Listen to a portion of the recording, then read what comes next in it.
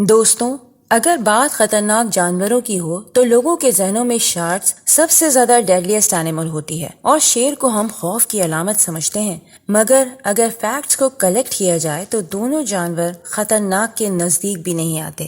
آج کی اس ویڈیو میں ہم آپ کو موسٹ ڈینجرس اینیملز کے بارے میں بتانے جا رہے ہیں۔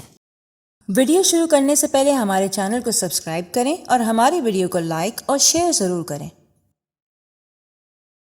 بلیک ممبا، یہ ایسٹ اینڈ ویسٹ افریقہ کے راکی ایریا میں پائے جاتے ہیں۔ بلیک ممبا کا اصل ڈینجر ان کی ڈیڈلی سپیڈ ہوتی ہے جو کہ 12.5 مائلز پر آور ہوتی ہے۔ یہ تمام سنیکس میں سب سے زیادہ فاسٹسٹ ہوتے ہیں اور ان کی لمبائی 14 فیٹ تک ہوتی ہے۔ یہ جب ہی حملہ کرتے ہیں جب ان پر حملہ کیا جائے، اور ان کا حملہ اتنا شدید ہوتا ہے کہ یہ ایک ساتھ کئی دفعہ بائٹ کرتے ہیں اور اتنا پوائزن باڈی میں انجیکٹ کر دیتے ہیں کہ بچنا ناممکن ہو جاتا ہے۔ ان کی ایک بائٹ میں اتنا زہر ہوتا ہے کہ 10 لوگ مر سکتے ہیں۔ ان کا وار 100% فیٹل ہوتا ہے۔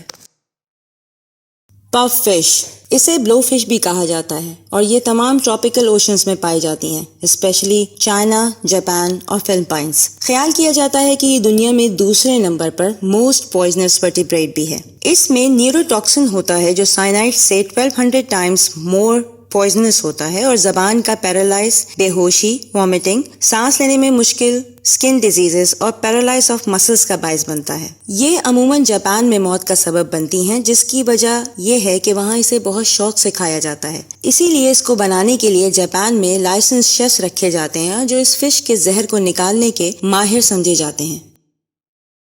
سیٹسی فلائی، یہ سوڈان اور ریپبلک آف کانگو افریقہ میں پائی جاتی ہیں۔ ان کا سائز 8 سے 17 mm تک ہوتا ہے اور یہ دیکھنے میں ایک مکھی سے زیادہ نہیں لگتی۔